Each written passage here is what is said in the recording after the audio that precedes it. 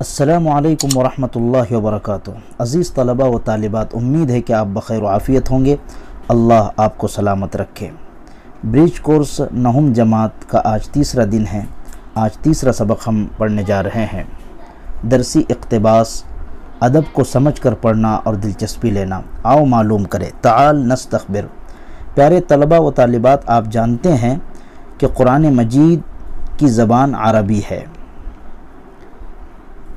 اور قرآن مجید اللہ کی کتاب ہے جو ساری انسانیت کے لیے رہنما کی حیثیت رکھتی ہے۔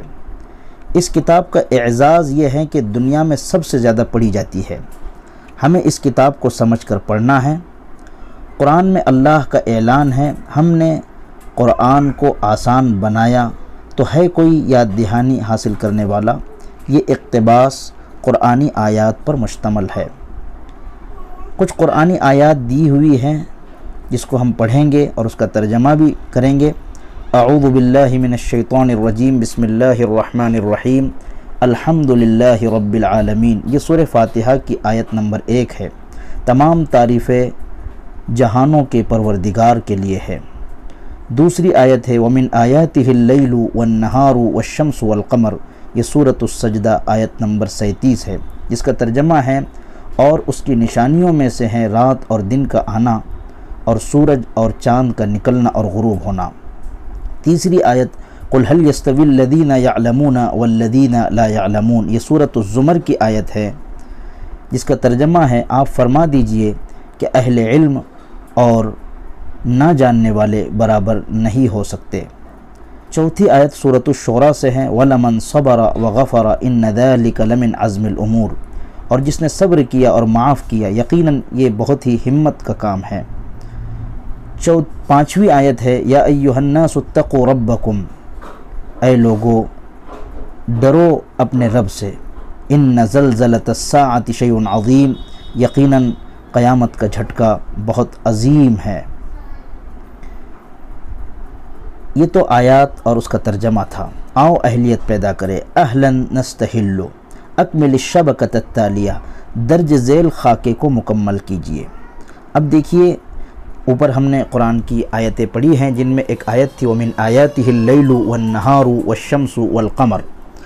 اب اس آیت کا شروع کا لفظ یہاں بیچ میں رکھ دیا گیا ہے۔ اب جو باقی جو 4 الفاظ اس میں جڑے ہوئے ہیں، وہ چاروں خاکے میں ہمیں بھرنے ہیں۔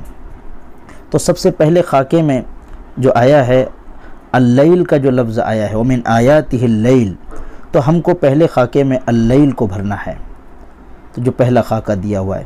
پھر دوسرا جو خاکہ ہے اس میں ہے النہار کو ڈالنا ہے، اور تیسرا جو خاکہ دیا ہے اس میں والشمس، اور چوتھے میں والقمر کو رکھنا ہے۔ تو یہ سرگرمی نمبر 1 مکمل ہو گئی۔ آؤ مشق کرے۔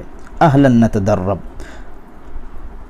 سل عمود الاول من العمود الثانی، ستون الف کے ستون با سے جوڑیاں لگائیے۔